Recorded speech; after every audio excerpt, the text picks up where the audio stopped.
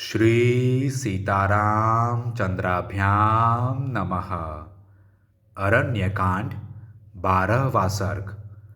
श्री राम आदि का अगस्त्य के आश्रम में प्रवेश, अतिथि सत्कार तथा मुनि की ओर से उन्हें दिव्य अस्त्र शस्त्रों की प्राप्ति। श्री रामचंद्र जी के छोटे भाई लक्ष्मण ने आश्रम में प्रवेश करके अगस्त्य जी के शिष्य से भेंट की और उनसे यह बात कही। मुने, अयोध्या में जो दशरथ नाम से प्रसिद्ध राजा थे, उन्हीं के ज्येष्ठ पुत्र महाबली श्री रामचंद्र जी अपनी पत्नी सीता के साथ महर्षि का दर्शन करने के लिए आए हैं। मैं उनका छोटा भाई, हितैषी और अनुकूल चलने वाला भक्त हूँ। मेरा नाम लक्ष्मण है। संभव है यह नाम कभी आपके कानों में पड़ा हो। हम सब लोग पिता की आज्ञा से इस अत्यंत भयंकर वन में आए हैं और भगवान अगस्त्य मुनि का दर्शन करना चाहते हैं। आप उनसे यह समाचार निवेदन कीजिए। लक्ष्मण की वह बात सुनकर उन तपोधन ने बहुत अच्छा कहकर महर्षि को समाचार देने के लिए अग्निशाला में प्रवेश किया। अग्निशाला में प्रवेश करके अगस्त्य के उस प्रिय शिष्य ने, जो अपनी तपस्या के प्रभाव से दूसरों के लिए दुर्जय थे, उन मुनि श्रेष्ठ अगस्त्य के पास जा हाथ जोड़ लक्ष्मण के कथनानुसार उन्हें श्री रामचंद्र जी के आगमन का समाचार शीघ्रतापूर्वक यों सुनाया। महामुने, राजा दशरथ के ये दो पुत्र श्री राम और लक्ष्मण आश्रम में पधारे हैं। श्री राम अपनी धर्म पत्नी सीता के साथ हैं। वे दोनों शत्रु दमन वीर आपकी सेवा के उद्देश्य से आपका दर्शन करने के लिए आए हैं। अब इस विषय में जो कुछ कहना या करना हो, इसके लिए आप मुझे आज्ञा दें। शिष्य से लक्ष्मण सहित श्री राम और महाभागा विदेह नंदिनी सीता के शुभागमन का समाचार सुनकर महर्षि ने इस प्रकार कहा।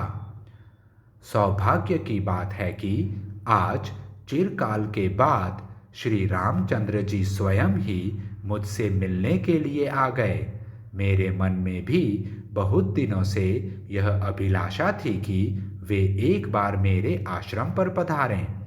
जाओ, पत्नी सहित श्री राम और लक्ष्मण को सत्कार पूर्वक आश्रम के भीतर मेरे समीप ले आओ। तुम अब तक उन्हें ले क्यों नहीं आए? धर्मज्ञ महात्मा अगस्त्य मुनि के ऐसा कहने पर शिष्य ने हाथ जोड़कर उन्हें प्रणाम किया और कहा, बहुत अच्छा, अभी ले आता हूँ। इसके बाद वह शिष्य आश्रम से निकलकर शीघ्रतापूर्वक लक्ष्मण के पास गया और बोला, श्री रामचंद्र जी कौन हैं? वे स्वयं आश्रम में प्रवेश करें और मुनि का दर्शन करने के लिए चलें। तब लक्ष्मण ने शिष्य के साथ आश्रम के द्वार पर जाकर उसे श्री रामचंद्र जी तथा जनक किशोरी श्री सीता का दर्शन कराया। शिष्य ने बड़ी विनय के साथ महर्षि अगस्त्य की कही हुई बात वहां दोहराई और जो सत्कार के योग्य थे, उन श्री राम का यथोचित रीति से भलीभांति सत्कार करके वह उन्हें आश्रम में ले गया। उस समय श्री राम ने लक्ष्मण और सीता के साथ आश्रम में प्रवेश किया। वह आश्रम शांत भाव से रहने वाले हरिणों से भरा हुआ था। आश्रम की शोभा देखते हुए उन्होंने वहां ब्रह्मा जी का स्थान और अग्निदेव का स्थान देखा।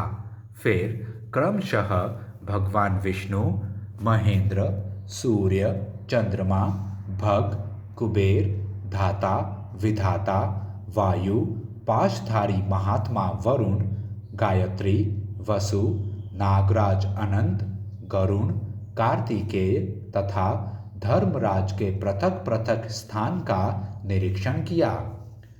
इतने ही में मुनिवर अगस्त्य भी शिष्यों से घिरे हुए अग्निशाला से बाहर निकले। वीर श्री राम ने मुनियों के आगे आगे आते हुए उद्दीप्त तेजस्वी अगस्त्य जी का दर्शन किया और अपनी शोभा का विस्तार करने वाले लक्ष्मण से इस प्रकार कहा। लक्ष्मण, भगवान अगस्त्य मुनि आश्रम से बाहर निकल रहे हैं। ये तपस्या के निधि हैं। इनके विशिष्ट तेज के आधिक्य से ही मुझे पता चलता है कि ये अगस्त्य जी हैं। सूर्य तुल्य तेजस्वी महर्षि अगस्त्य के विषय में ऐसा कहकर महाबाहु रघुनंदन ने सामने से आते हुए उन मुनीश्वर के दोनों चरण पकड़ लिए, जिनमें योगियों का मन रमण करता है अथवा जो भक्तों को आनंद प्रदान करने वाले हैं। वे धर्मात्मा श्री राम उस समय विदेह कुमारी सीता और लक्ष्मण के साथ महर्षि के चरणों में प्रणाम करके हाथ जोड़कर खड़े हो गए। महर्षि ने भगवान श्री राम को हृदय से लगाया और आसन तथा जल देकर उनका आतिथ्य सत्कार किया। फिर कुशल समाचार पूछकर उन्हें बैठने को कहा। अगस्त्य जी ने पहले अग्नि में आहुति दी, फिर वानप्रस्थ धर्म के अनुसार अर्घ्य दे अतिथियों का भली भांति पूजन करके उनके लिए भोजन दिया। धर्म के ज्ञाता मुनिवर अगस्त्य जी पहले स्वयं बैठे, फिर धर्मज्ञ श्री रामचंद्र जी हाथ जोड़कर आसन पर विराजमान हुए।